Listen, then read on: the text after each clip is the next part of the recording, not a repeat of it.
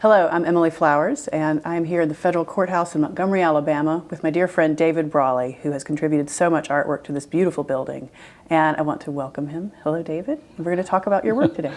Hey, Emily. I'm so glad you could do this. I really appreciate it. It's an honor for me. Well, it's really an honor for me to have done the work here and also be back and see some familiar faces and some new faces and just review what I've done years ago. So how many years ago was that you did this project? I think it may have started at the tail end of like 1999 or something, but it worked its way into the 2000s a little bit. And I came back a few years later to do some other stuff, so as well. Always glad to have you in Montgomery. You're known as an architect/artist, a professor of architecture, and a fine artist. And I've known you in very many ways. We met at, I think, Stonehenge Gallery here in town. You were on a ladder, working on a mural even then. So that's how I've always known you and seen you. We got involved in various culture, historical preservation, and arts projects together here. Indeed. And I remember the Landmarks Foundation days fondly when you were president for several years. And then we had the 22 Monroe Gallery here downtown, which you used as a tremendously large workshop for huge projects. Your work, especially your mural work, always seems to sing with the precision of classical proportion and the joy that comes from your intimate knowledge of the history of your subject. Your ability to make buildings radiant seems to come from this layering of almost an archaeologist, and that comes from your knowledge of classical architecture. I've always admired your talent for making the work perfect for the space, whether it's a tiny nook that needs to feel large and noble or a massive space that needs to feel like an outdoor space. You just always know exactly how to layer what you're doing with your watercolor and your drawing. But let's start with where we are, and then we'll get into how you got to making your unique style of work. Describe what you, and kind of catalog what you did here in this building, the Federal Courthouse. Well, I did several projects here in different areas of the courthouse. And they start with the lobby, the entrance hall, if you will, of the courthouse, where you come in the front door. It starts with the ceiling there. Which is a beamed ceiling, which I did a number of decorative motifs on that reflected some work in the more historic courthouse, specifically the chambers used by, the courtroom used by Judge Frank M. Johnson for so long. And that was one way of tying this building to that one by using some of the decorative motifs again, but reinterpreting them. And also in that area is the of the entrance hall is the preamble to the U.S. Constitution. This being a federal court, they are one of the first steps in a challenge to that might end up eventually at the United States Supreme Court. And so it's the Constitution of the United States which applies here, and not so much the laws of the state of Alabama. So much. I mean, those apply, obviously, but we're concerned with constitutional issues and the right of justice and the course of the law. You go upstairs from that area and you're in a sort of a three-story space called the atrium. And I painted the ceiling of that, which was quite large. And then there's 6 courtrooms in this building. They are all occupied by 5 of them are occupied by judges here, and then there's 6th courtroom is for the 11th Circuit to meet in Montgomery, or special tribunals, I think I have that correct. Anyway, there were 5 courtrooms that were somewhat based loosely on the design of the Johnson courtroom in the historic building, and the niches behind the judge's bench were the areas I painted there. And I've done I did an inscription in the room we're meeting in from a famous case decided by the U.S. Supreme Court that John Marshall wrote the decision for. And I think that's it for this building. Well, you've also got some various watercolors and commissions and gifts and things that you have contributed to judges and friends and things like that. So that's a lot of work. And we were talking earlier off camera about where you do this work. You don't necessarily come to the courthouse every day to create, correct? That's true. That's true. Some of the work was done in another, but nearby location, because when the court was being built, it was still being worked on. I had started the project because you can't wait until something's finished and they're moving in and they're trying cases. You cannot be painting behind the judge, although that would be kind of nice.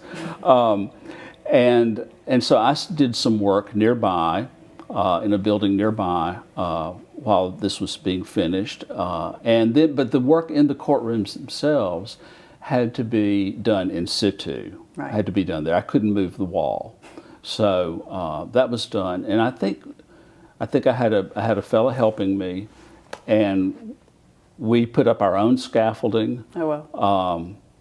And we spent about a week. We did a week, so that was a 5-week project. And we would start on Monday. The scaffolding would be up already. We would start on a Monday, and we would aim to finish on Friday. And that included putting a protective coat over everything. And then we would move the scaffolding so we didn't have to do that the following Monday morning. Very smart. So some of it was done here, and some of it was done elsewhere. Now, how did you relate the 5 rooms to each other? What was the common theme or design element that kind of ties them all together? But I understand that they're each going to be a little different. No, they are a little different. Primarily, each courtroom took a theme from the preamble of the Constitution. So, and I won't remember them all, but it sort of says the Constitution is there to establish justice, promote domestic tranquility, ensure for the common defense, and a couple of other things. And so there were basically 5 themes in the preamble that I used, a theme per courtroom. And that work developed the design for each courtroom. There was a sort of a standard image, if you will, from courtroom to courtroom, but there were developed themes within that image that sort of were specific. And certain judges at the time had certain courtrooms, and there were some things that they wanted to see. Okay. Judge Ira DeMint, who is no longer with us, had been in the Air Force. Okay. And so provide for the common defense was the theme of his courtroom. There is a B-52 bomber in the depiction of the SEAL in that courtroom, and well as a cannon, a sailing ship. So the armed forces are represented there. Judge Albritton, who is still on the court, and wanted equal justice. And so I did a sort of Sword of Solomon kind of thing, holding up the scales of justice, and a few other details that were representing that. And so it kind of went on down the line with those themes for that.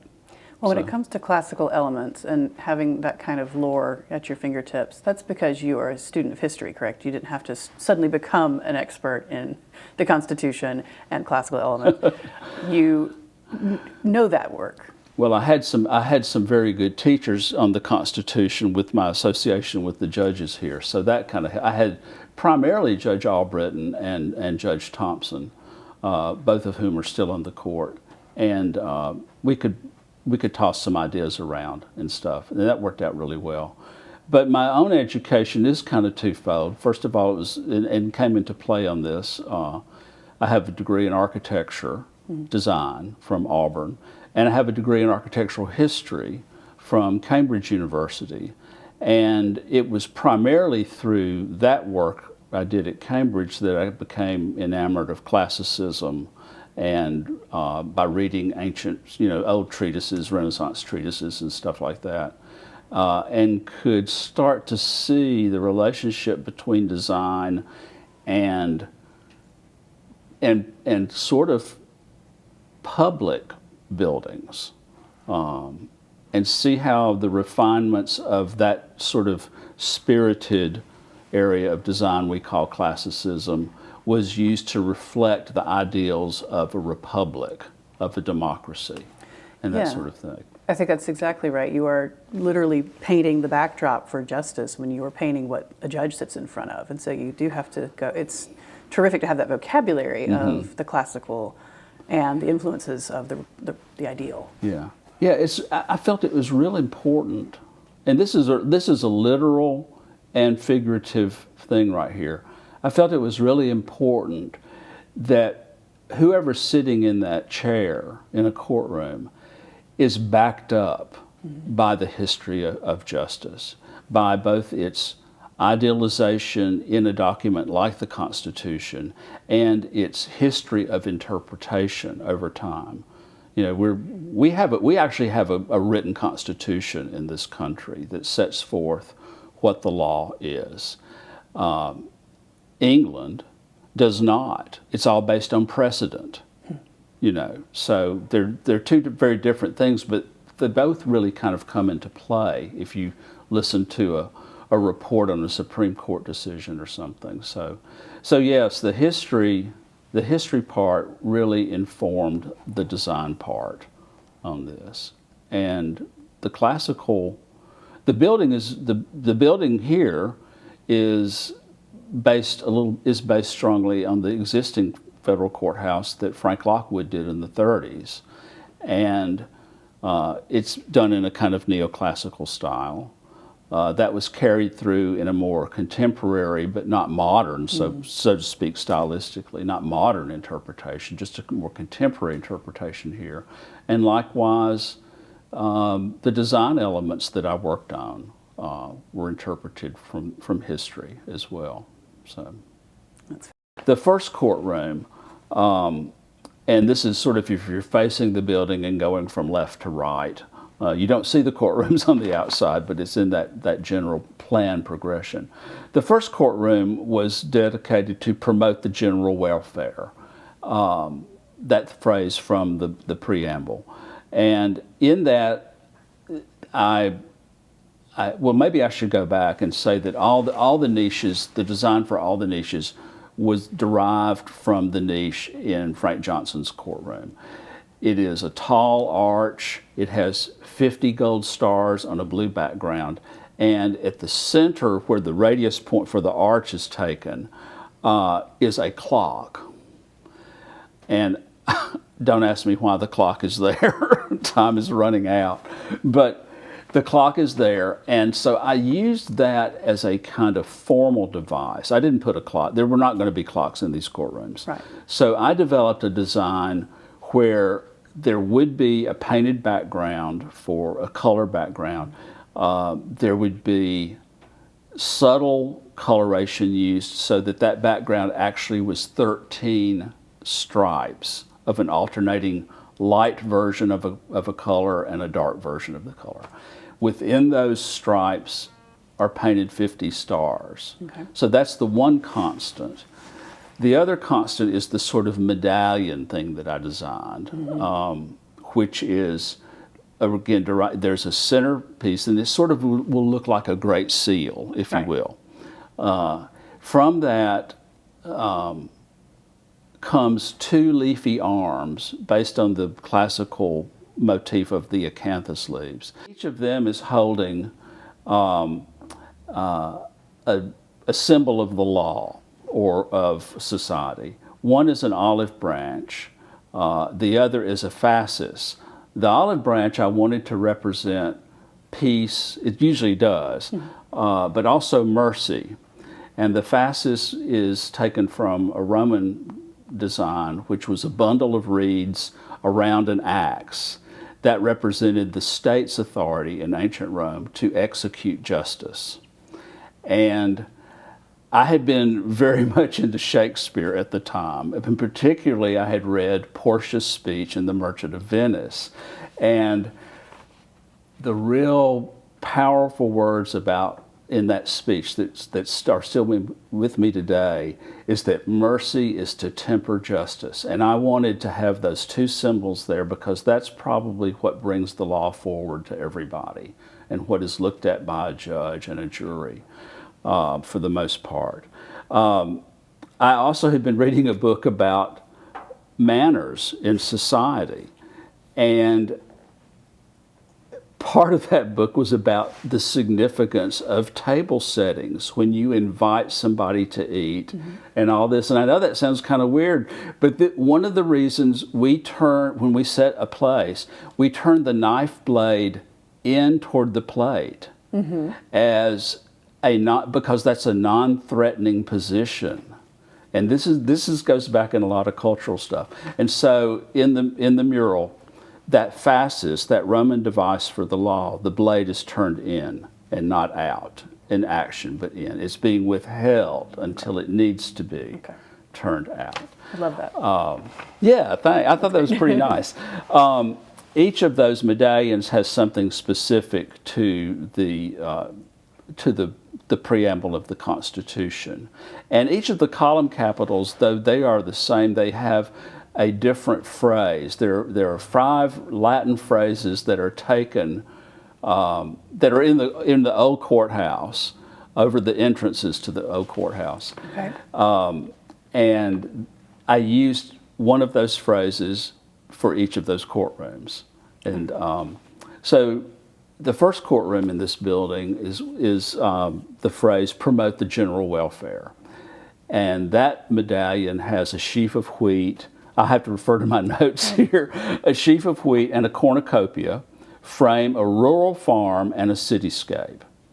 And then the Latin phrase, which is underneath that, is "pro bono publico," which is for the good of the public. So "promote the general welfare" is associated with "for the good of the public." Okay. And I think everybody kind of understands that sometimes people do legal work pro bono, which means they're doing it more or less free. It's for the good of the public. Right. The second courtroom is to provide for the common defense. That medallion has a B-52 bomber in the background, a cannon, and a sailing ship to represent the armed forces. The bomber in particular, this was not so much a request, but it was to associate a particular judge at the time who was going to use that courtroom. He had been in the Air Force. His name was Judge Ira Dement. And I thought that would be, he sort of liked that idea. I never really talked to him about it, but he liked that idea.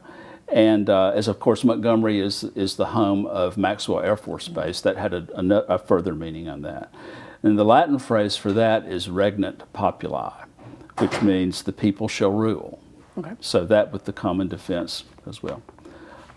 Third courtroom, which was, and probably still is, Judge Albritton's courtroom, was the very first theme in the Constitution, which is to establish justice. That was the very most important part of having the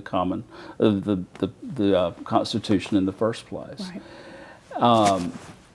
And Judge Albritton felt that was a very important thing for people to realize about the court itself. That's the reason you're here, I'm here, the reason they're here is to make sure that justice, which has been established, is maintained. I chose a kind of representation for him, his courtroom, of the Sword of Solomon. Well, who knows what the Sword of Solomon looks like, but I used a sword turned up, its point up, its point is holding the balance beam of the scales of justice and their level there. And the Latin phrase for that one is festina lente, which is to make haste slowly, which is probably a good description for the whole concept of the law. You know, it is sure, but it is certain, and it may be slow, but it is going to produce the correct outcome.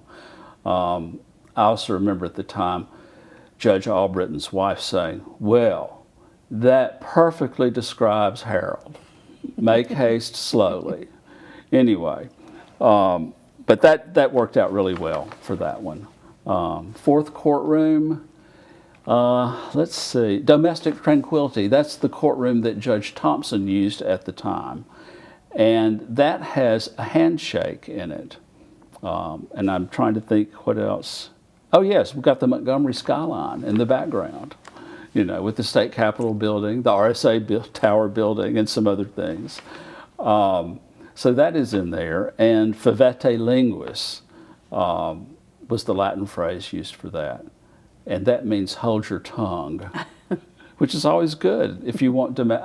As a married man, I can say holding my tongue ensures domestic tranquility. So the last courtroom was secure the blessings of liberty. That was the other theme from the Constitution. And that has a torch of liberty, a pair of open manacles, and a sort of reference to the Declaration of Independence with 1776 written on it.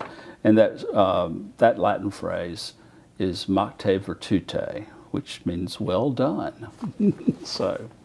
And that's pretty much each courtroom. So there's a visual motif that ties them all together. There's a specific aspect of the Constitution of the United States that's referred to in each one, and then there is a thematic Latin phrase that ties it to the entrances to the existing old building here. Well done. It's Well. well thought out and beautiful. And they are beautiful. Well, thank you. Because of your skill. Thank you. Your particular skill set made that easy to you. I don't know that many other artists would have had the architecture, artistic, historical, cultural knowledge to put that all together so simply and beautifully, because it looks simple, but somebody could have just put a wallpaper up, but you put so much care and thought into it. I think you've hit something really important here.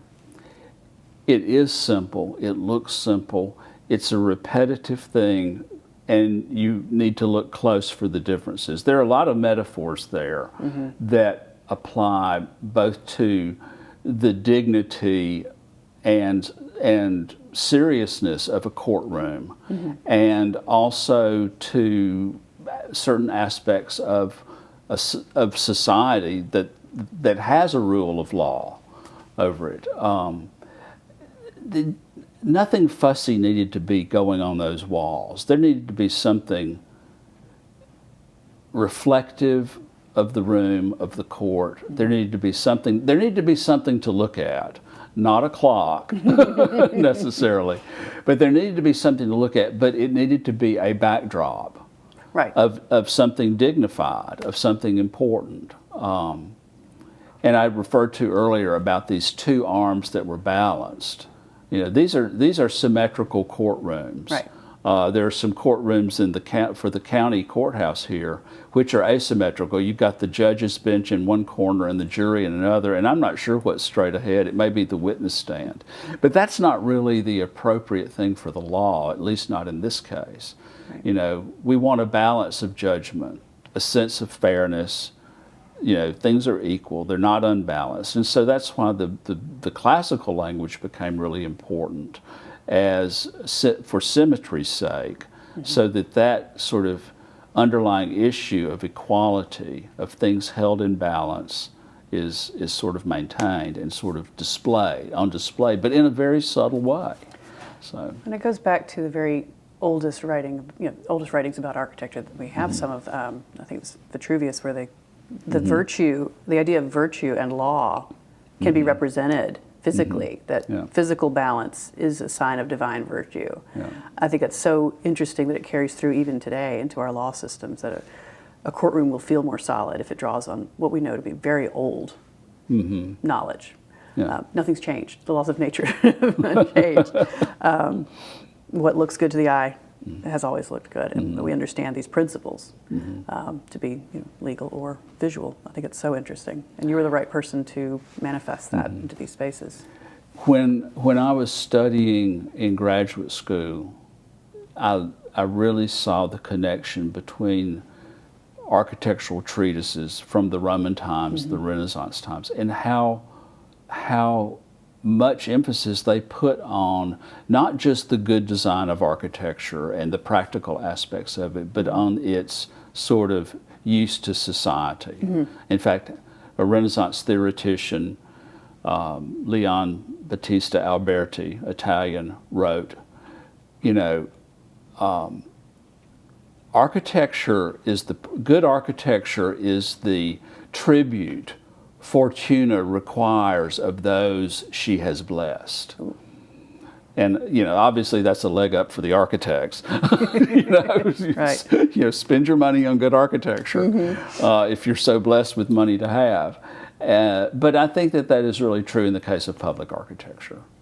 Have something the community can be proud of, something the country can be proud of, and regardless of which side of the case you are on, you can be proud of the fact that it's being heard in a setting that is meant to be give dignity to your cause, and it's an ornament to the society it's in. So,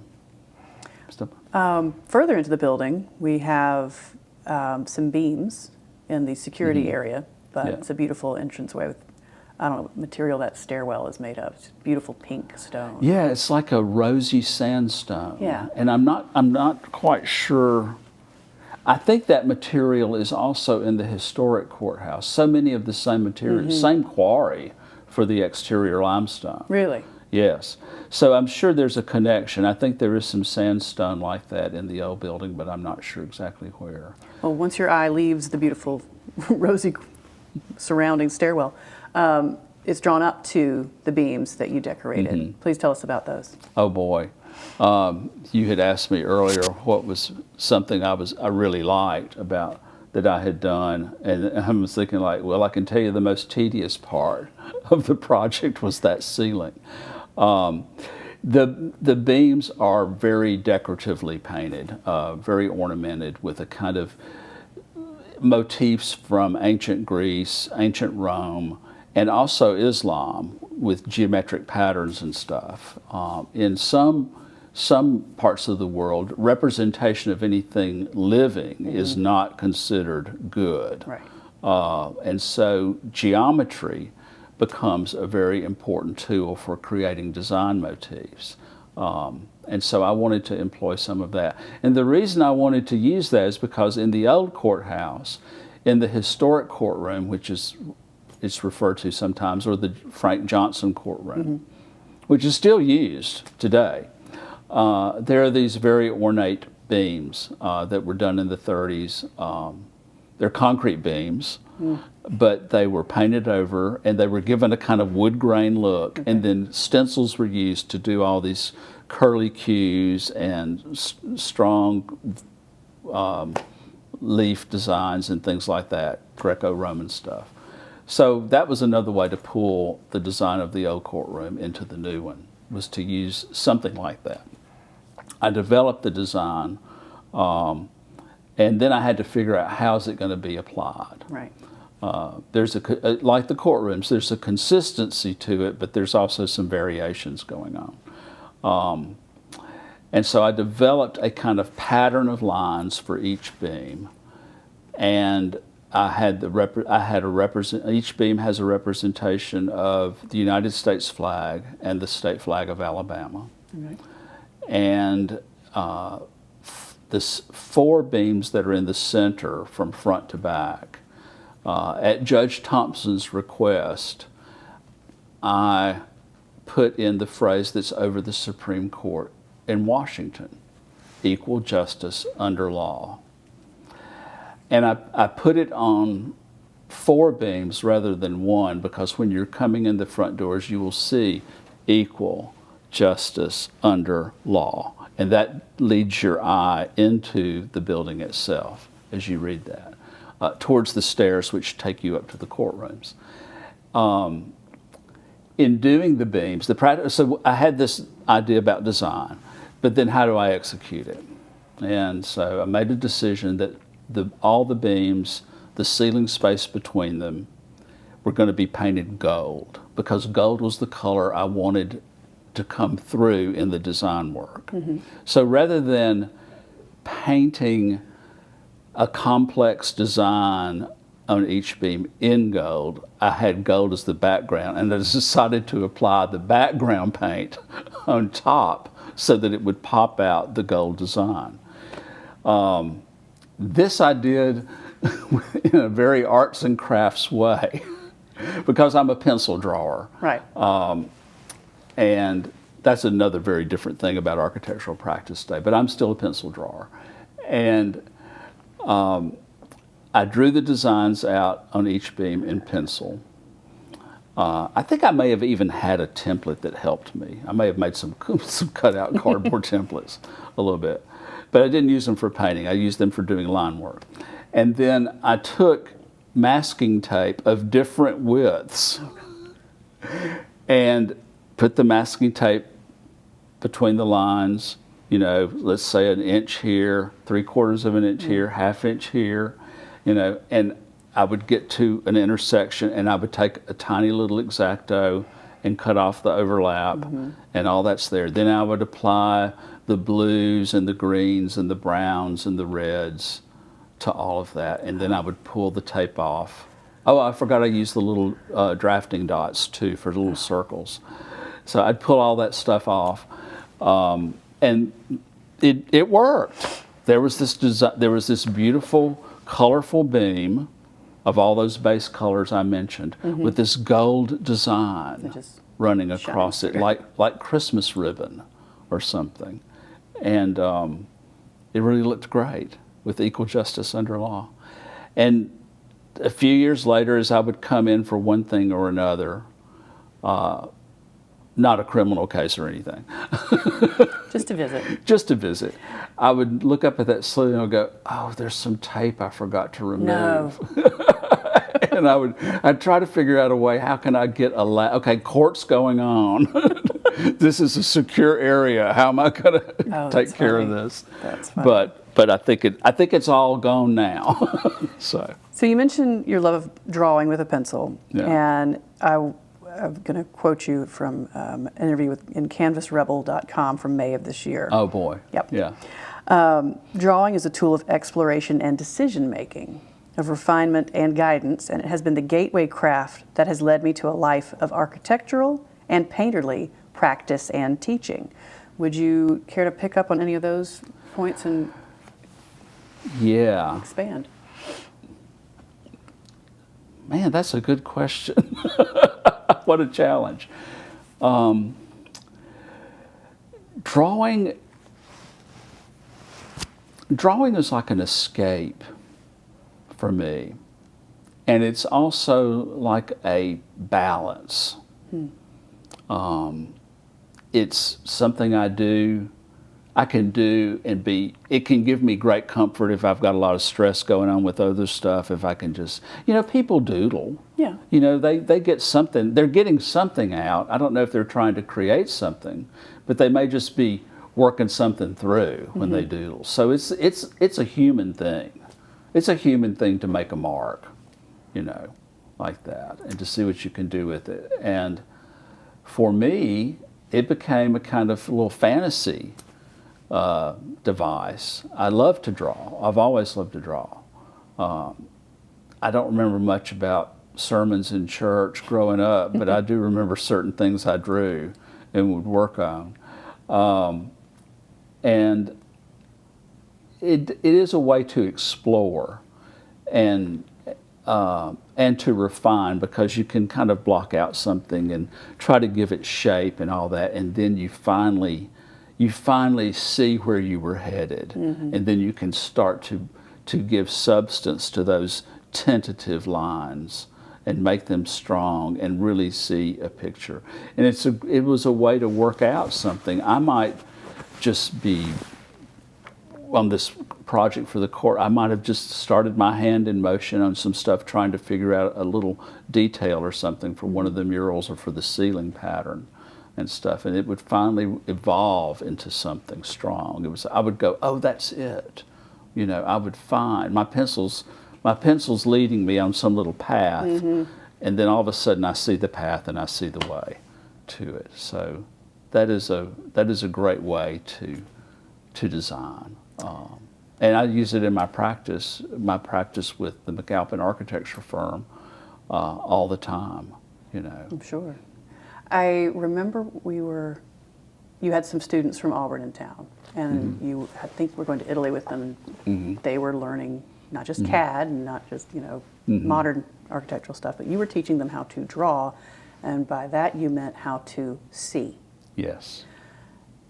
Because to draw a building, in front of you, you have to count how many windows are in it. You have to pay attention to the shape of the window, things like that. And I remember them just coming away with beautiful work, but I started looking around differently. I was like, oh, what a great way to start observing and kind of cataloging the world around you better. You wouldn't do that if you weren't trying to learn something about the world around you. So that could take us into talking about your teaching and your teaching style. What do you focus on when you have students? Yeah. Well, I do love drawing, and I do believe you see more if you draw something. And that is so foreign these days. I mean, I'm on Instagram and all that. Photography is everything. Share it, and it should be, because there's no way you can not go on a wonderful trip somewhere and take pictures, or be at a wonderful celebratory event. You can't sit down to draw that. You know, you're going to have photographs for your memories. You might do something with them later on, you know, in the way of a drawing or a painting or something like that. But yeah, you have to have that, but you don't really pay attention sometimes. I mean, your father, who is a photographer, yes, and the nice folks doing this for us, they do photography, and so they do see stuff through their lens, and they're really studying that, and they study it later. You know, when they can manipulate, they know what they're going for. They remember the atmosphere and all that sort of stuff. By and large, though, when you're traveling, and with students in particular, they may be going to some place for the very first time that I would have been to 2 or 3 times before. Right. And so they're not going to see through their cameras things you might like for them to see, like proportions of a building, not just the columns, but the space between the columns. Right. The number of panes in a window, but the way the width of the window relates to the height of the window. Right. And how that might, in fact, at least in the classical tradition, or just in a good way, that proportion might relate to the proportion of the whole facade of the building, something like that. So it is a great way to see those things when you are designing a building, practicing as an architect or an interior designer. You have to create the details, the moldings, all those sorts of things. It's good to know, to have a trained eye, particularly if you've been able to train your own eye with looking at good examples or examples you're trying to emulate, to be able to bring that forward through drawing. So drawing teaches you how to see the relationship between parts of something, and then that something to the whole, in a way. So it really does, you do train your eye. And you may train your eye so well that you never have to think about it again. It just comes out, you know. Well, we've talked about your architectural background and your drawing. When did you kind of make the mental, I guess, not switch, when did you become an architect / artist? When did watercolor creep in? When did you get interested in doing more than just buildings? Yeah. Well, some of it started when I was an undergraduate. In my second year at Auburn, my roommate subscribed to Smithsonian Magazine. Now, that's the difference between me coming from Alabama and my roommate coming from New Jersey. Right. He had a subscription to Smithsonian Magazine, and you know, I think I had a subscription to Architectural Digest. So anyway, That's good. So we played off each other. But in one of those issues, there was an article about the Museum of Modern Art, MoMA, in New York, having an exhibition, an almost sacrilegious exhibition of the renderings from the École des Beaux-Arts, 18th century through the early 20th century. These huge, beautiful watercolor renderings, and I saw those, and I was just smitten. I was smitten by their coloration. I was smitten by their size. Some of them were huge.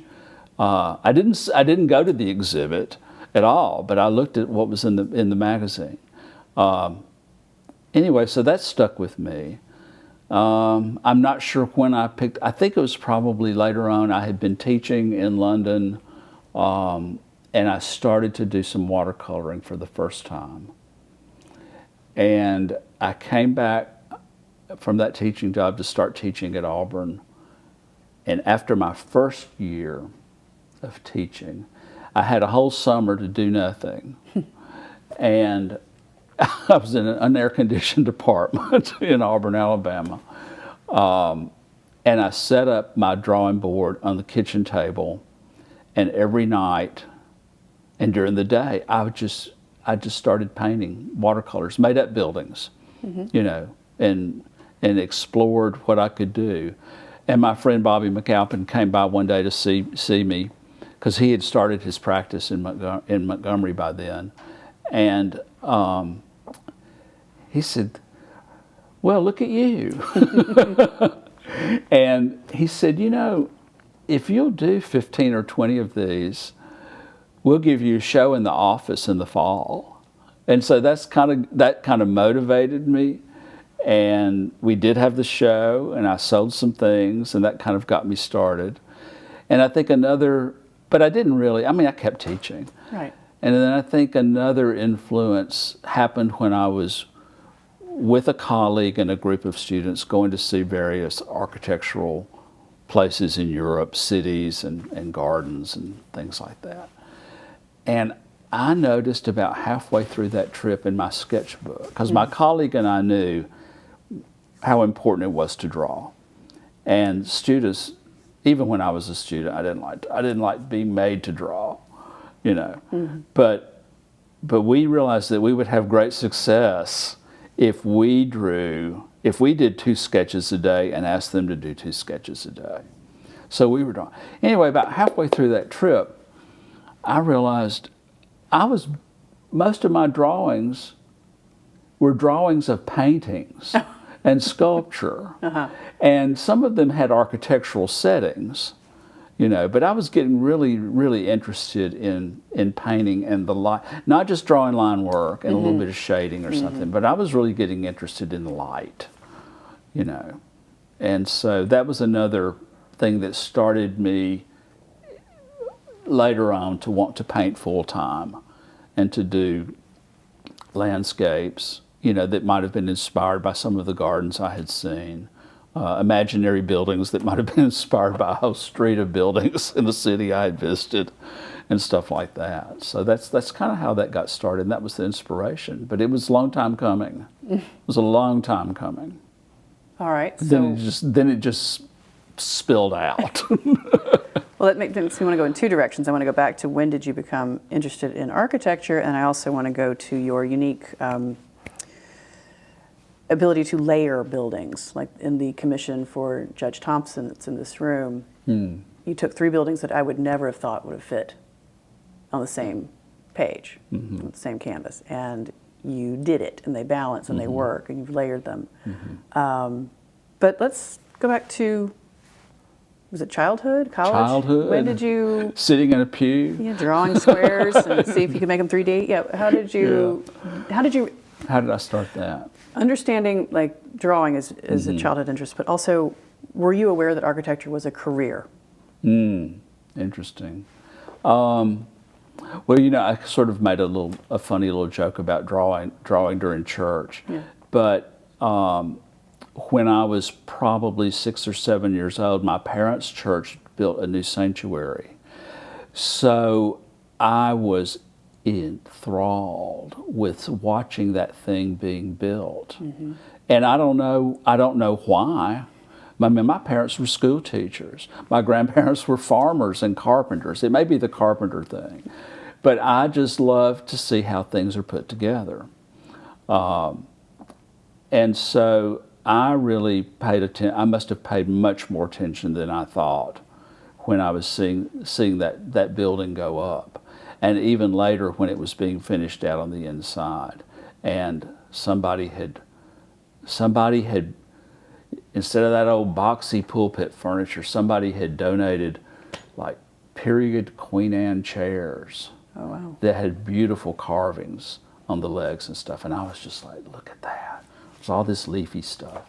So in fact, some of that teaching, if you will, some of that absorbing my little sponge did at that time came from the construction of that new church building. Bricks, mortar, steel, woodwork, all that sort of stuff, seeing it put together. And I sort of knew about floor plans at some point, and I would draw these things that looked like temples, you know, because I'd seen pictures of Greek and Roman temples in some encyclopedia. You know, it's all homeschool. didn't have any art classes or anything like that. And I just loved to draw. As I said maybe earlier, it was kind of an escape, you know, to develop a little world. I'm an only child. Hated sports, you know. I'm going to be this. I'm fitting the mold, you know. And I would draw and make up a lot of things. And so there may have been a sense of architecture, wanting to be an architect before I was 10, without really knowing what an architect fully did. Right. And without knowing the agony of going through school and then later putting students through the same agony. But I think it probably happened then. But I would also go to the public library was right next door to the new church building. Oh, perfect. So I would kind of like sneak out and go to the public library, and it was ideal because from the front door to the very back, that's where the art and architecture section was, and you know, comfy chairs and all that, and that's where I would sort of hang out sometimes and look through books. So I am looking through a book on Frank Lloyd Wright. This is probably when I'm 13. I wasn't smoking behind the school or anything. I was in the public library. And I see Residence for Mr. and Mrs. Stanley Rosenbaum, Florence, Alabama. I'm going like, well, this is Florence. I'm in Florence, Alabama. Where is this house? And I asked my parents about it, and they said, oh, yes. Like they knew. No big deal. I said, well, do you know them? And Daddy says, well, kind of, a little bit. And I said, you know that big house on the way to church? The Mediterranean house that's set back behind? Yeah. Well, that's Mr. Rosenbaum's parents' house. I said, well, I know that, but that's not the Frank Lloyd Wright house. He said, I don't know, that's over on Riverview Drive. So I am 13 years old, and I said, I want to go see this house. And so that was another moment. Mm-hmm. That first visit, Mrs. Rosenbaum said, you know, Paul Rudolph did the same thing to his parents. Paul Rudolph was a famous American architect who also went to Auburn and grew up for a while in Athens, Alabama, and 2 of his houses are there. And he did the same thing to his parents. He wanted to see the house. And so that was part of it. And then from that point on, I really did want to study architecture. I got my fill of Frank Lloyd Wright from the public library and a lot of other architects. And I knew that that's what I really, really wanted to do. I was interested in how buildings looked on the outside. I was very interested in how they worked on the inside, and even wanted to go to the Wright School of Architecture, which required very deep pockets for public school teachers. And so my parents very wisely said, maybe at Auburn you're going to learn about more types of architecture. And that was they didn't know a lot about architecture, but they wanted me to do a good job at whatever I was interested in. And so that's kind of how that all started. I love that. 13 years old, find out it's right down the street. Yeah.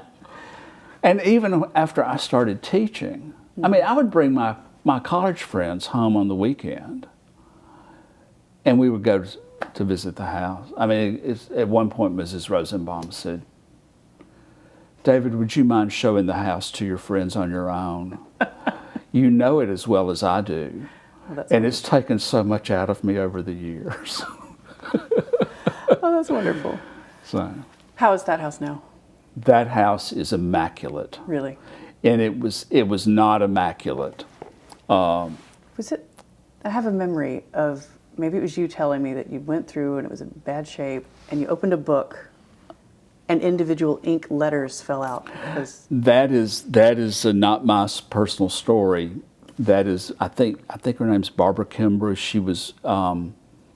She worked with the city's arts or something. Up there. Recreation department, maybe. But she got a lot of things going with the town museum, and this is something I will always be proud of my hometown. They bought that house and they fixed it up. And her story was, when she went through it, the Rosenbaums, Mr. Rosenbaum taught at UNA, Florence State College at the time.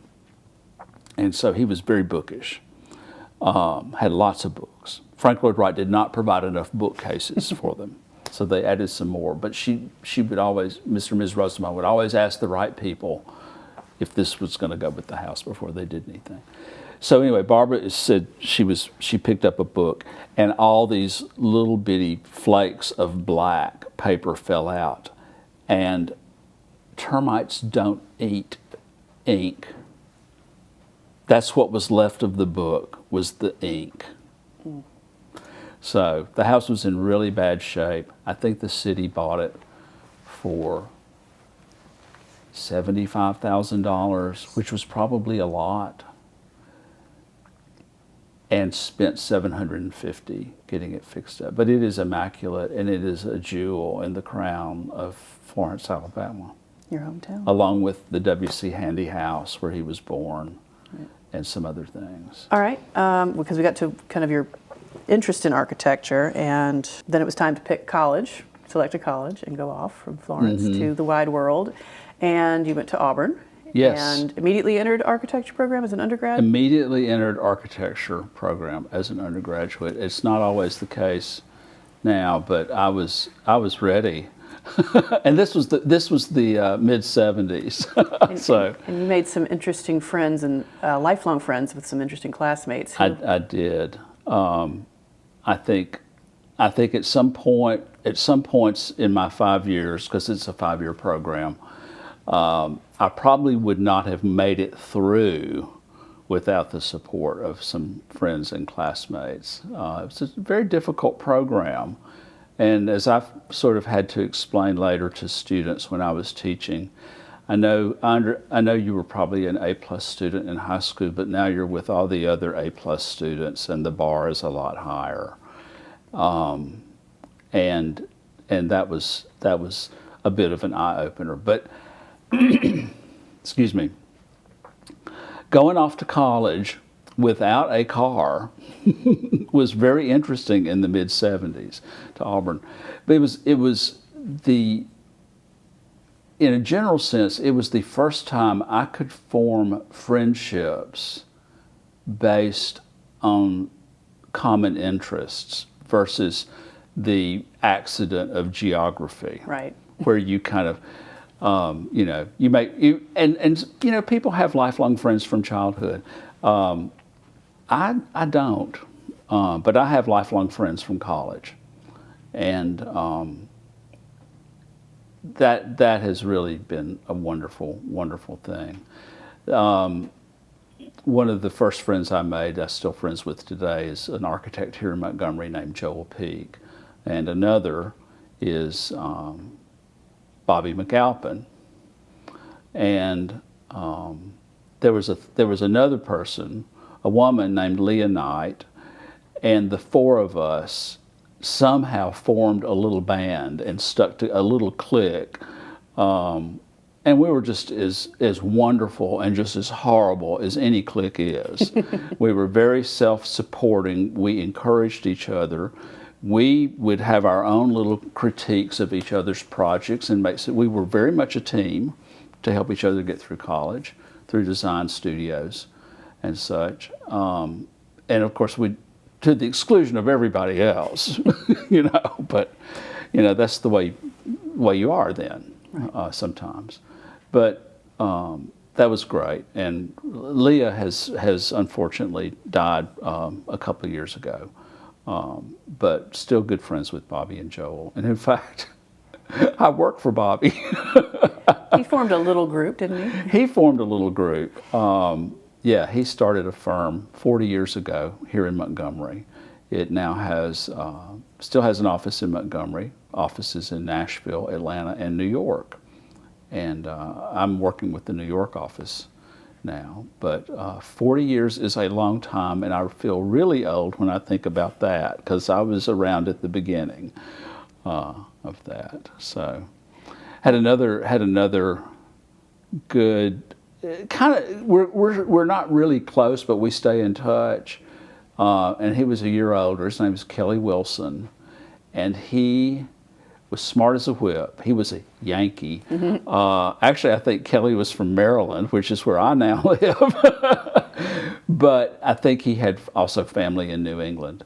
And he was smart as a whip, and he still is. He is like the director or the dean of the graduate program at Indiana University in Columbus, Indiana, which is a smallish community renowned for great architecture. Yeah, he was current in all the new stuff in the 70s, postmodernism, and all that sort of stuff. He was a real wizard of that, intellectually and design-wise. And so he was a really interesting person to hang out with. But college at Auburn was really nice. I was interested in the theater. I had a lot of friends at the time in the theater. I did work in the theater, not much on stage, because that's very intimidating. And I would hitch a ride home when I could. So I spent a lot of time there. Auburn in the summers particularly was nice. Yeah. That was about the only time I did really well on my structures courses. I would try to take them in the summer when I didn't have any design courses to interfere with them. So, well, let's talk about the curriculum then. What you said the postmodern, but you also obviously have some classical. So what was the balance like, and how do you see that, for good or evil, shifting in today's curriculum at Auburn? I want to tell you that in the 70s, like in a lot of other places, Auburn seemed by today's standards, seemed a really liberal place. Education-wise, it did not have much of a focus in architecture, and I think people were kind of a little earthy, if you will. Very much, people were very concerned with energy efficiency, and there was kind of the holdover from the 60s of simple living, close to nature, and all that sort of stuff. So a lot of the emphasis from the professors aesthetically were on, wood, textiles and things like that, pottery, stuff like that. So it was a very different kind of time, and it's different now, of course, but so there was no ruling style, if you will. It wasn't exactly a free-for-all, I guess, but there was no ruling style or no strong emphasis. Every professor was sort of had their own little kingdom, if you will. And that was really a lot of fun because you got a lot of variety that way. And I mentioned my friends earlier. We kind of taught each other a little bit of things we were interested in. But in getting a little bit of everything, you felt you had a lot of freedom to explore stuff. And so I would venture into looking at some, classical architecture. We had exposure, not so much in studio, but I did that sort of on my own when I mentioned the Smithsonian article with the Beaux-Arts article in it. And there was also modernism, classic modernism, Le Corbusier and Mies van der Rohe and the likes. There was the Frank Lloyd Wright aspect. There was sort of American modernism with the Saarinens who had come from Finland. We had a couple of teachers who had worked in those offices. That's when you could that's when you could have teachers who had actually worked for some of these great architects when they were younger, you know, and kind of carrying all that through. I also took some art history classes. I had a flexibility, not just in architectural studio, but you had flexibility in the university curriculum. And I took first year appreciation of art, you know, art history stuff. That really was fun. That was really fun. And I took, you know, a pottery class. I took music appreciation because I really loved a lot of classical music. I took a ballet class one time. One time. That was in my, well, that, you know, and that was in my last year. And that was kind of like for mental health issues, stress relief. Every morning, go do the ballet class, and then you can go to studio that afternoon. So, yeah, it worked out really well. Things are much more structured today. Much more structured today. Yeah. I was looking at the Auburn curriculum the other day, and I thought, I probably took an elective, had an elective 75% of my time there. I could take an elective. I think now you get 3 electives in 10 semesters. Right. So it's much more structured, much more professionally oriented. But there are great benefits to that too. They have such a great program now. Rural Studio has been going for, oh my God, 25 years maybe. And they've got great teachers, and the emphasis has changed. It's not so much on the architect as the creator and the artist and the top of the pile, you know. It is a lot of social and cultural issues are dealt with. And so in some ways it has responded to, it's grown with the times, you know, that's what it has done. But I will say one thing that I think I really benefited from is that when I was in school and when I first started teaching, the architecture students, interior design students, landscape architecture students, those are like the three-legged stool of the architecture program there. We all had the same design studios for the first year and for 2 quarters of the second year before everybody broke off into their specific disciplines. And that gave us all an appreciation for exterior space, interior space, as well as the envelope. The envelope. And so I feel like that has been lost. And that is really something that strongly influenced Bobby in the development of his firm, which does architecture, interior design, has a line of furniture with several companies, and lighting, and has such an intimate relationship with some well-known landscape architects in the country. So, yeah, it's a complete thing. That's probably one of those little nuggets I took from Frank Lloyd Wright. It's the total thing. Yeah. You know, it's not just somebody to design my house. It's the environment. That's well said. That is a beautiful feature of McAlpin's work. Yeah. It's the relationship to the So, landscape, yeah. the tree on the lot, or the ocean outside. Right. There's Right. Attention is paid to everything and the whole experience. Yeah, I don't think that exists anymore. At least not there. So, Well, when you taught there, how long ago would that have been last? gosh, well, I left teaching full-time in 1999, right when the whole university went from quarter system to semester system. So it's been close to 25 years since I was teaching full-time. But I have went back occasionally. One of my colleagues kept teaching a lot longer than I did, and sort of ran the design program in Rome, and would have me over to, you know, help students draw and stuff. He thought that was important too, and he didn't want that to be lost in the education. So, because everything is, you know, computer now. Yeah, Yeah. except like you said, that eye that you can develop that can become an instinctive skill. Yeah, and I find that that's not just an academic thing. I think it's a professional thing. I still have to look at the whole sheet of paper. I cannot look at one little part. I have to be able to look at 2 or 3 sheets of drawings. I can't zoom in, zoom out, zoom in, zoom out.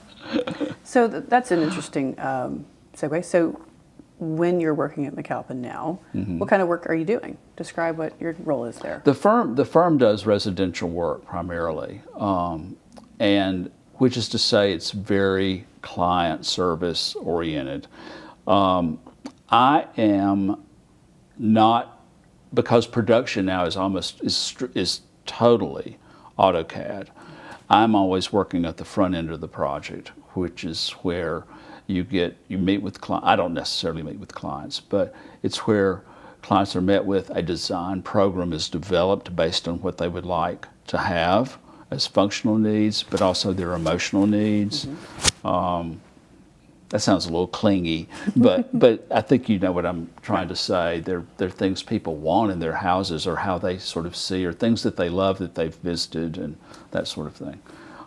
Those are not functional needs. Those are things we would like to have. Those are things that make us feel good.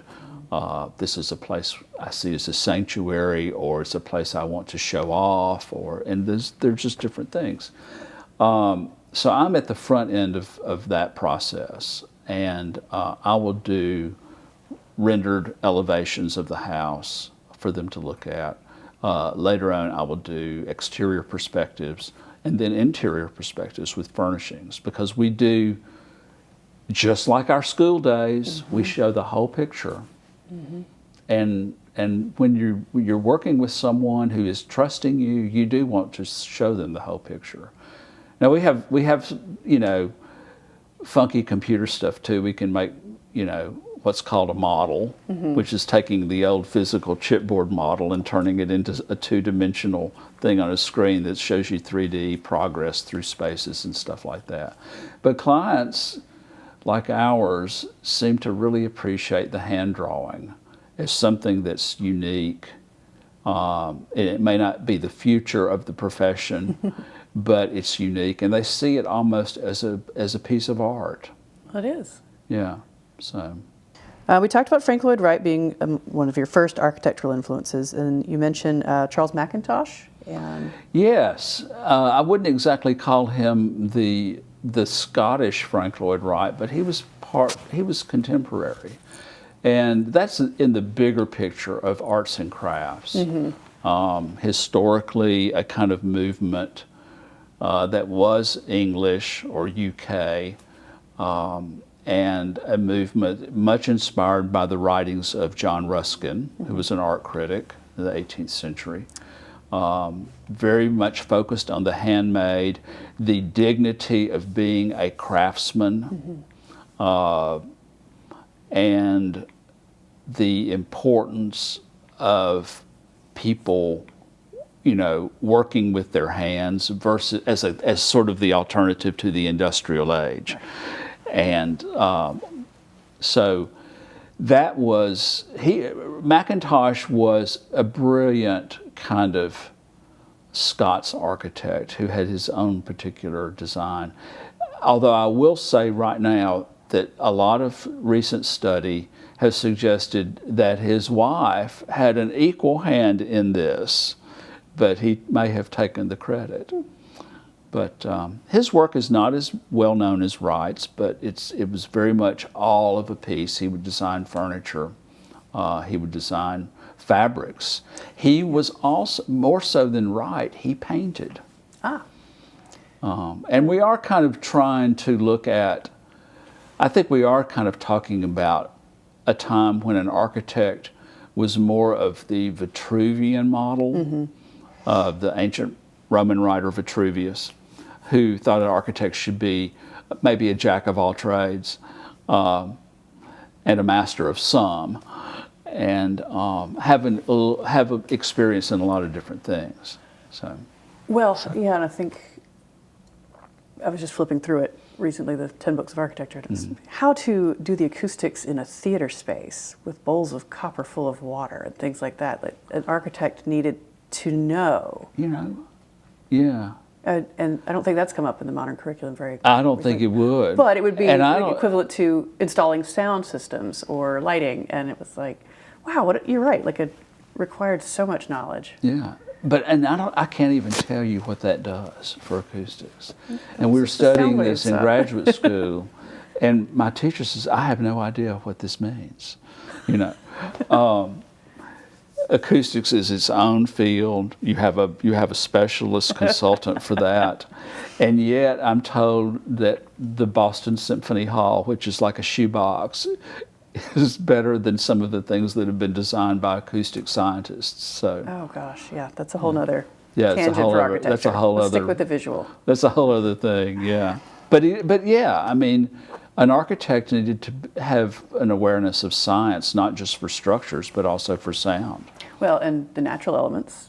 Yeah. Where does the solstice sit? Where does the sun rise? How am I Exactly. going to position this building so that it never gets any natural light? Things like that are still important, but I think neglected a lot of times in residential design. Oh yeah, Vitruvius he'd say the libraries need to have eastern exposure because when the sun comes up, you want to have that light the room, warm the room and light the room. Presumably, libraries were used in the morning. So, Awesome. yeah. All right, and where have you taught besides Auburn University? Well, Auburn was my second teaching job. Okay.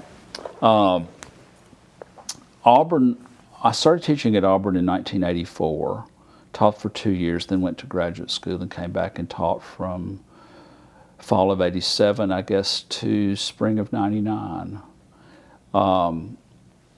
with some summertime and stuff like that in between. But my first teaching job was in London at a college which is no longer there, called the American College in London. It was a private college. It was a proprietorial college, which means that it was owned by people and it was a for-profit thing. So, and yes, that existed way back in the 70s and 80s. So, not, excuse me, not just today. The American College was located on Marylebone Lane in London, and that was north of Oxford Street, which is the big shopping street that runs east and west. I came by the American College position in a very roundabout way. Okay. I was working for an architecture firm in Washington, D.C. My college friend Leah Knight had stayed in Atlanta, and she somehow had gotten contacted through her friends in Atlanta, got in contact with this college, which was in London. Their design director, interior design teacher, had taken ill or something and had to take time off. And she was given a position to teach there for maybe a term or something. Mm-hmm. And she called me and said,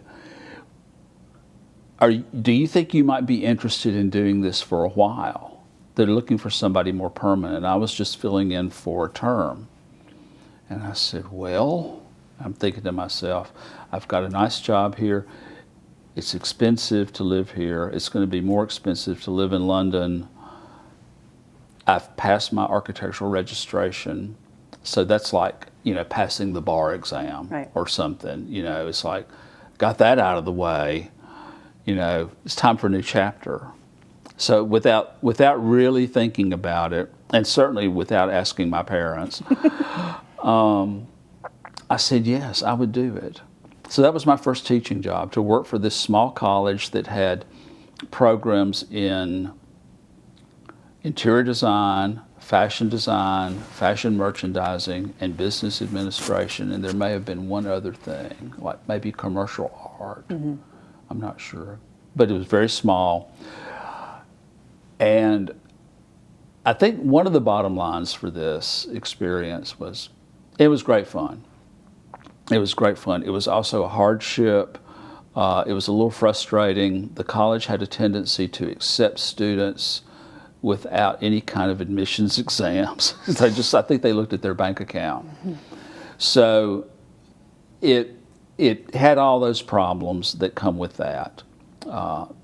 It had students from all over the world, and not all of them were very good in English. So some subtleties got lost there. That was also one of its great benefits, because it really, I mean, it was like all of a sudden I wasn't traveling the world was there. And I had students from Iceland, where I learned that your last name is based on your parents' first name, and students from Thailand, Hong Kong, Indonesia in general, Africa, all countries in the Middle East. One English student, a Canadian student who I stayed in touch with for a long time, students from Venezuela and other countries in South America. So it was pretty incredible. Their real strong point was in fashion design. They did an annual fashion show that had like Princess Michael of Kent as the patron and stuff. So that was a big deal. They also had a campus in Los Angeles at the same time. So that school is now defunct. I think they actually did have issues eventually with, promising more than they could give. But it was really interesting. But a couple of years of that, I was ready to come back to the United States. The longest lasting benefit of that is that I lived with a family, and for that time I lived in their basement, which sounds terrible, but it's an English basement, so it's only half below ground. And the wife of that family is still alive, and I email her once a month, and their children are all grown up and have children. I had dinner with the son in New York a few weeks ago. Oh. He was like 13 when I met him. He's 54 now. So yes, I feel old. But that family enriched my life tremendously. That's great. And it also gave me further longing and appreciation for being in England, and that's also what kind of led for me going to graduate school as well. And let's talk about graduate school. Where was that? Graduate school, Cambridge University, 1986, 1987. One-year program in master's degree in history of architecture. And it was something I knew if I wanted to keep teaching, even at Auburn, anywhere, you had to have a graduate degree. And so after 2 years at Auburn, I applied. I applied to another school, the Architectural Association. And I stuck with England because they speak English there, or something approaching English. And I knew I couldn't do much. And why did I not apply to an Ivy League American college? Because I wanted to go to England. I think it's probably kind of that simple. I was amazed that I got accepted, and thrilled to this day that it happened. I think in a large way, I was really out of my water with that, but I maybe not have been too serious about it. But at the same time, I mean, I had worked and I had taught, and so, here I am in school again. Mm-hmm. And it's important to do a good job, and I think I did a good job. I didn't do a great job, though. I don't think I had the same enthusiasm and same drive for graduate school as I had for my undergraduate years. But it was a different thing. Mm-hmm. I wasn't drawing. I mean, I was drawing, but I wasn't drawing I didn't have design studio. This was reading and writing. And I'm not a good writer, like most architects. I found out I was a great researcher, though. And and I guess as compensation for not creating beautiful drawings, I decided to do my thesis on an illustrator, Joseph Gandy, who was to John Soane, the great English architect of the 19th century, I guess what I am to Bobby McAlpin and Greg Tankersley today, doing beautiful renderings of their designs. And that was really a wonderful thing. And I met another longtime friend when I was in graduate school, who was actually studying just regular history, but we're again still in touch to this very day. So, which led me to a peculiar sabbatical time. Yeah. From Auburn. I went back to England. And sabbatical is supposed to be a break from whatever you do. But I actually went back to England to do a little painting, live with the family I had known for so long, do some painting in the countryside, the Cotswolds, for about 3 weeks. And then taught a fundamental drawing class to 13-year-old boys at Eton College. My friend was teaching from graduate school, was teaching history there. He had taught to the art instructor. They had connived, together that I would actually have a proper teaching position at this famous school, and I wouldn't really be paid. It's very English not to be paid, but Auburn was paying me, Right. for a sabbatical. Okay.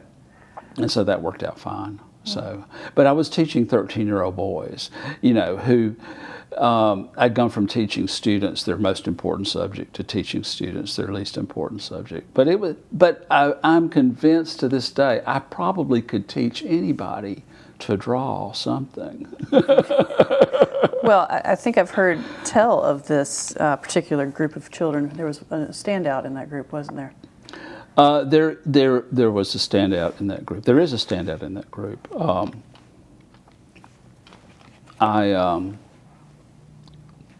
I don't think he's going to be using anything that I taught him. Go ahead and say who it was. Come on. His name was William. His name is William. He is currently the Prince of Wales. And he was 13 at the time, and one of many boys who all worked very hard not to know who he was. And he was pretty normal. Many boys were kind of indifferent to the class, but it was part of their first year education. But many were really keen on doing stuff, and I would have them do architectural drawing, which was a little bit different from what they had been used to. Mm-hmm. We did not have the use of the school rooms because that was under renovation. So we were out in the field or in other buildings or courtyards or what during our class time. And I decided that they were going to learn how to make a floor plan, they were going to learn how to make an elevation, and they were going to learn how to make a section. Now, those are basic architectural drawings. Mm-hmm.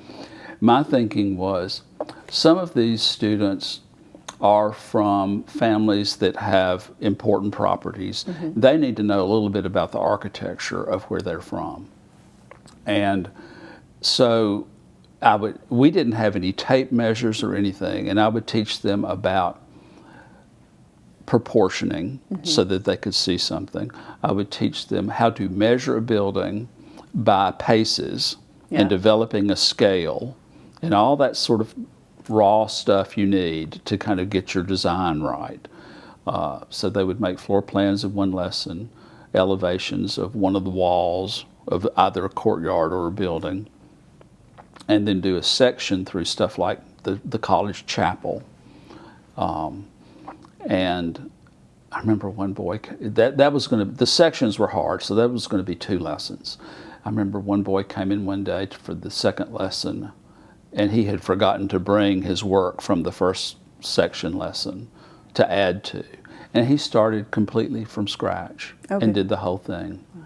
So it's amazing. And another exercise was a mapping exercise. We would take little jaunts around the college or some of the fields around it and create a map. And I would talk to them about mapping and the different types of maps. And I talk about, in particular, medieval maps, which were based on what you saw along the way, not like a floor plan like we're used to today. And so we would do drawings of things, the corn build, the clock here, and you would do your path that way. That's how somebody would get from point A to point B. Go to the clock, turn right, go around the corner where this column portico is, and stuff like that. Go under this bridge. And so you'd have these little drawings instead of a path, a line. Oh, that's terrific. Yeah, and so some students caught me drawing one day. I was in the main courtyard of the school, and I was drawing a bird. I was sitting down against one wall of the courtyard, facing the college chapel, one of the towers, and I was drawing. I'm like sitting down on the cobblestones, and because I could do that then at that age, and I am drawing a bird's eye view of the courtyard and showing the roofs of all these towers and stuff. And these boys were coming over. I was just having fun, and boys came over, look at me, and they said. One of them said, "Sir," because they always had to say "sir." They said, "Sir, how can you draw something you can't see?" And I didn't have an answer for that. And then I realized here is a drawing opportunity. So I would explain to them how you had to imagine, you had to know something about how something was built, that you might have walls that came up and then somehow they became a roof. And so I kind of made a little progress with that. And so anyway, time marched on. And eventually when they did the map, some of them started drawing roof plans of things they couldn't see. So William was one of those, but there were lots of others who could kind of start to visualize stuff that way. And I was really pleased that they could start to imagine, not just try to draw something accurately, but start to imagine something architecturally. So, and maybe I'll leave off the Eton College experience with with my arrival, which was this was in 1996. A certain movie, famous movie with Tom Hanks, had just come out. So, with my deep Alabama accent, they were all asking me if I was related to Forrest Gump. Oh dear. Anyway. Well, back to where we are sitting, yes, in this distinguished building. Do you have any advice for architects considering civic spaces like this? It's not about you. It's not about you. Pro bono publica. It's about something bigger, as anything has to be in a society that wants to get along. Very good. It's not about you. It's working with others. It's listening. It's knowing when you, and perhaps you alone, have something to say and contribute, and it's knowing when you need to listen to others. And I think civic architecture, even if it's not classical in its appearance, needs to be classical in its spirit, which is that it is parts coming together to form a unified whole. And it needs to It needs to reflect the best of its society, not as it is, but as it wants to be. And our Constitution gives us a pretty good idea of that. The founding documents, the founding writings of this country give us a pretty good idea of what we're supposed to be. And it sounds challenging, aspirational, and functional Well, it architecture, but we have yeah. the examples from We classical, do. so. We do. Yeah. And then I think we were going to talk about your dream project. We're talking about your hardest projects, your most challenging projects, and then your dream project. Gosh, my hardest project. Well, I think two projects were very challenging, and they were mostly because of their size. Right. I mean, I've talked about doing the detailing on the beams here, and that was tedious and difficult, and turned out beautifully. Right. A project that you saw being done, which was for an apartment building lobby in New York, and it was two murals that were kind of reflective of each other. They were based on the old Pennsylvania station designed by McKim, Mead and White, which was itself based on an ancient Roman bath in Rome. And it, I guess its total height was 12 feet and about 24 feet long, each section. And plus they bend a corner and stuff. Didn't want the bell. So that was probably one of the most challenging I remember projects. lots of ladders and students and yeah. helpers. Yes, there was a lot going on, and because you have to have seams in canvas, you know, we chose to do it the hard way, horizontally, rather than vertical seams, which I thought, and truly so, that because of the design of arches and stuff going on, that you would not notice a horizontal seam as much. But even when the panels went up and were glued on the wall and everything, we had to be there to kind of do touch-up stuff and all that. So that was one of the most difficult projects. But that doesn't mean it wasn't pleasant and enjoyable. It was just difficult to do. And another one would have been for a house designed by the McAlpin firm in Nashville, Tennessee. There was one huge room in this house, off of which other things came. That room was sort of dining, living, kitchen, open kitchen, and sort of keeping area or something, sitting area, den-ish area, all one big room. Whole thing, it all had a beamed ceiling, and the fireplace at one end, a little fireplace at the other. And it was all muraled. And it was all done in pencil on the wall. And that was like a 4 or 5 month project. Wow. Did you paint over the pencil, or did you leave it at pencil? Left it pencil and put a fixative over it so that I could then put a glaze that wouldn't smear the graphite. And yes, that fixative was hairspray. Good to know. Yeah, hairspray will yellow after time, but there was a yellow glaze going on it anyway. So it was Aquanet Superhold, if anybody wants to know. But that was a really, really wonderful project because it involved drawing on walls, gypsum board, but also on cabinet work. Oh, wow. As well. Now, how'd you describe the style of that mural? I took elements from some Baroque buildings, particularly rooftop elements that were very animated. I took some columns. This does kind of get into a kind of classical thing, not because they're columns, but because columns give you order. I needed a structure.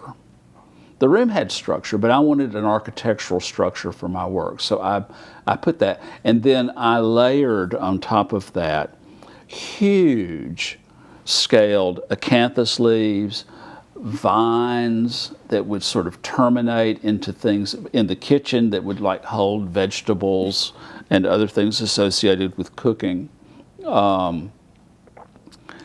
And it was just this constant, it was a layer. You can do this with paint, not opaque paint, but with watercolor and graphite. And you had asked about this earlier. You can show many things at one time in the same space if you have transparency of image. And so this was transparency of image by not erasing, but leaving the columns, the entablature, and then taking the vine work or the leaf work over that and letting both things be seen at once, which is kind of a modern concept in expression. It's a 20th century thing. You know, it's not an ancient thing. So there's a peculiar, ironic relationship here between talking about ancient architecture and modern interpretation, visual representation. And playing with scale is another way you do exactly. that as well. Yes, I have found that in the smallest of rooms, you should have the largest of expressions. And that makes for a really successful space on that. So those are two projects. One bigger than the other, one done here in Montgomery and then taken to New York, one done in Nashville over a period of months. So it does vary. And you asked about my dream project. Yes, what would you do given Gosh. no budget and no boss? I have done. I would, if I had money, I would hire everybody to do it for me. Because one of the things I have enjoyed in working with other people, whether it was this project for the court or in the private sector, is the conversations I have had with people who come in and say something about what they see me doing. And I would sort of like to know what that's like on the other side sometimes. I have two very good friends who are masters of architecture and interior design. I would love to be able to hire them. And I don't know that I would do a mural, but maybe I'd try to find, I know a number of painters who are very good. I'd like to encourage, you know what? I would like to encourage the next generation. There you go. I'm still a teacher. I'd like to encourage the next generation on that. Because what I've done has been, I mean, I've learned so much from it. That's been the great joy. You know, made some money, but learned so much from it. People should always have that experience. You wish that, yeah. Yeah, so. Very good. Anything else we want to cover? Well, I can tell a funny story about this project. I'm doing one of the niches in the judge's courtroom one day. And I'm in that courtroom all alone. My back is to the room. I'm up there, I'm painting one of those medallions and rendering some of those leaves and stuff. All of a sudden, somebody startles me by saying, "Have you ever thought of doing tattoos?" Who was it? I turned around, and I think it was one of the painters, or maybe one of the electricians. And I said, well, no, I haven't really. Why do you ask? He says, well, I like what you're doing up there. And this here, you see this? He pointed to his left upper arm. He said, you see this here? I paid $150 for that, and it come out of a book. So he really liked the original work that was being done. I like that because that kind of takes you down a little bit if you're feeling kind of lofty. Also, And it's as permanent as a mural. And Yeah, I mean, it's a compliment. It won't. But the mural will never expand with age. But the other thing about it is that I always have that as a career fallback. That's right. So, Side hustle. you know, there's a whole other world I haven't potential. explored. I love it. Yeah. The thing most viewers get to see when they come, visitors get to see when they come to this incredible building, and that is your florals. Talk to us about your botanical floral. The floral florals. stuff. Well, that's the ceiling, the entire ceiling of the atrium, which is a 3-story high space. it begins on the second floor of the courthouse, which is the main floor of entrance to all the courtrooms. And so everyone coming to do business in the court here is going to be on that floor. And this 3-story space is behind the very large glass window on the front of the building that the Stone Eagle is sort of sitting in front of.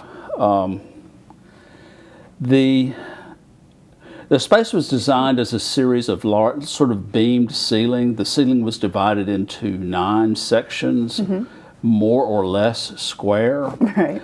And as another tribute to the historic courthouse, which Frank Lockwood designed in the 30s and which Judge Frank M. Johnson served in for so long, I wanted to bring forth a traditional ceiling motif from classical architecture from that building, except in this case it would be huge. It would be really overscaled. Well, how large are we talking? We're way down here. We're talking about spaces which are probably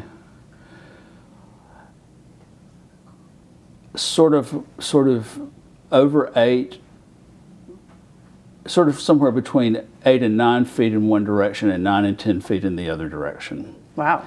And so they're overscaled. You know, in traditional classical buildings, the ceiling coffers are probably a foot square or 18 inches square. This is way beyond that. So the idea, but it's a large space, you know, and it's a powerful space because everything in it is bigger than life in a way. Not to overwhelm, but to accommodate. As a friend of mine once told me, and when I said, just why is there a big rotunda and dome on the United States Capitol building? And me being an architect asked that. She being a landscape architect said, it's a room for the nation. And I loved that. So this is a room for the Middle District of Alabama's judicial system. And so the ceiling needed to be pretty dramatic. I chose the rosette as a design theme, but I did a little bit, and I painted them on canvases. This is a little bit different from everything else in the courthouse, which was painted on the surface, the built surface.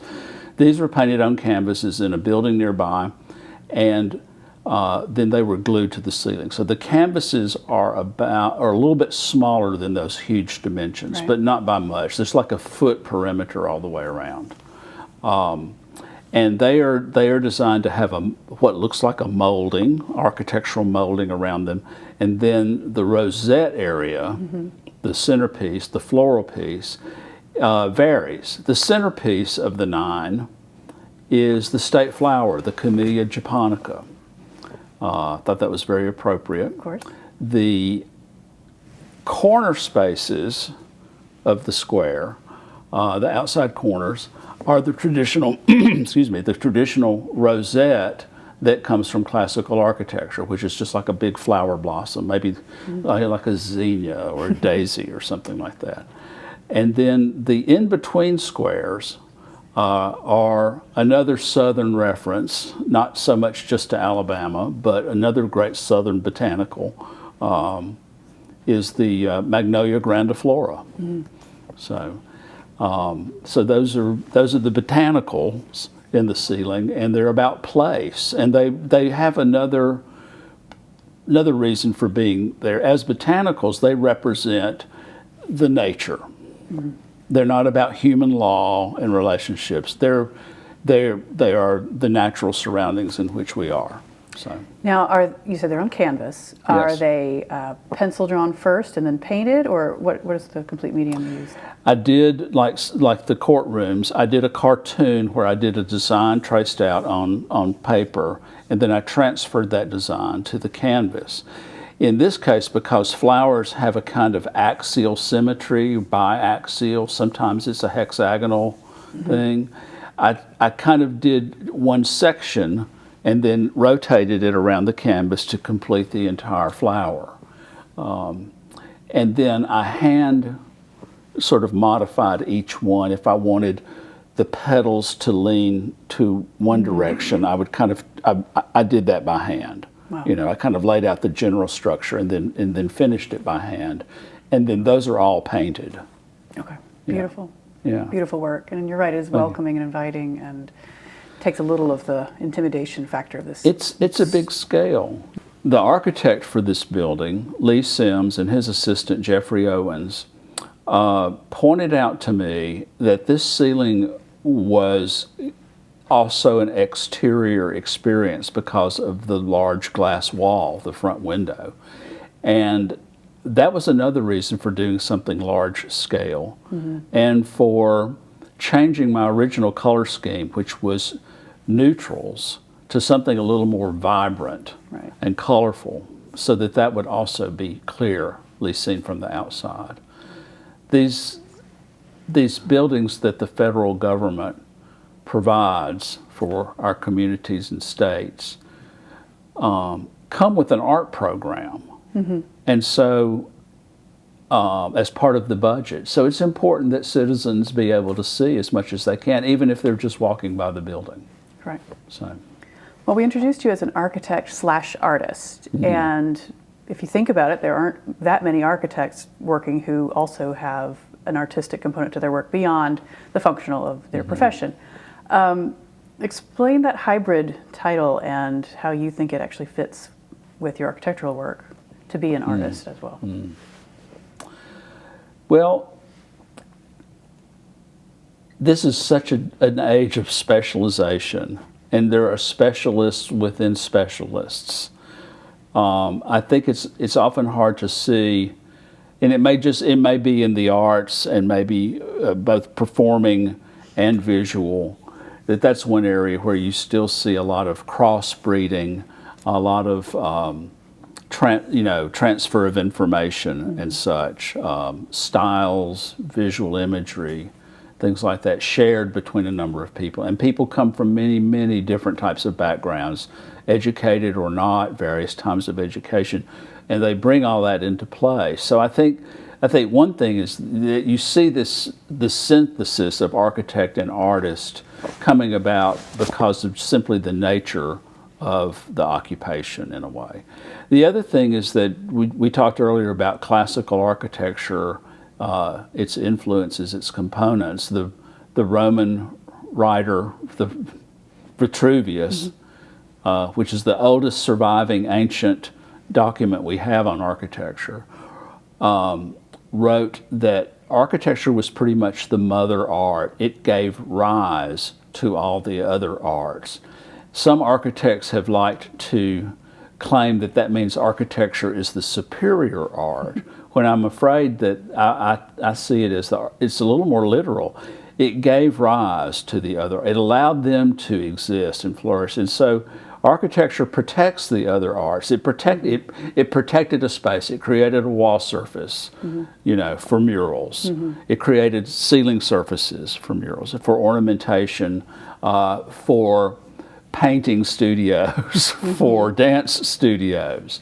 So it has been the facilitator for a lot of other arts, not necessarily the leading form of art.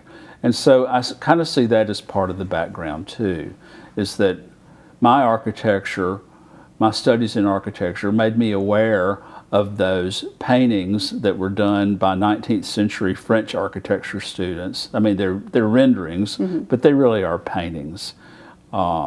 Anybody would be proud to have one hanging on their wall. Any museum would. And the idea that you're kind of making another architecture on a different type of surface, with different media, on canvas or panel, with paints, that is sort of a continuation of that sort of relationship we have between those two fields. It just for me, it became the obvious thing is that architects used to present their drawings. They used to design everything. Yes. They would design graphic patterns for stenciling and stuff. Everything would come out of an architect's office. Therefore, an architect had to be a little more versed in other fields than perhaps they are today. So, And just to note that biographically, you came from an architecture background into art. Into art. You did not start as an artist. No, I did who not. Designed, Yeah. who uses a lot of architectural elements. Right. You are actually. I doubt if I had been in art school, and I probably should say, if I had been good enough to be in art school, I probably would not have come to architecture through art. Interesting. So I came to art, and also another way of expressing myself and ideas that I have accumulated by architecture. Pardon me. When I was being educated at Auburn, we were asked to come up with a concept behind our designs. They weren't just willy-nilly our personal preference. We had to have put some meaning in them. And I think that had a lot to do with the whole process of doing the murals and the ceiling in this courthouse, is that I had to do some research, draw upon other fields of study, and including the law, not just the law, but I've mentioned theater, I've mentioned, botany, things like that, in order to come up with a package that sort of made a whole. Yeah. Yeah. Would you like to expand on how that relates to this building specifically? Your concept of coming up with a suite of ideas and a theme instead of 5 separate murals in 5 separate rooms. You came up with a overall theme. Yeah. I mean, I think I decided I would read some of the Constitution of the United States to get some ideas. I would read some things about law. Because this could have taken so many different directions, and I wanted to keep something subtle in coming up with ideas for the artwork in this building. I may have mentioned that the preamble to the Constitution came to mind, and I did take a look at that. I don't know that I got a specific direction from any of the judges about how to approach this. I had some suggestions once I had put out some design ideas, but as far as starting it, I think I had to self-start. And that may be one of the hardest things a creative is to do, because there's a blank canvas, literally, huge blank canvas here. And what do you do with it? So I had to learn not what was within me at the time. I needed to figure out how I could be a vehicle for something bigger, something I did not know. I needed to delve into some history of law, of the judicial system in the United States. And I would talk to some of the judges initially about this before I drew anything. I would talk to a few of them. And then once they saw it, they started gravitating towards. They could start to see, where I was headed, and had some ideas of their own about what I could include in things like the medallions and stuff.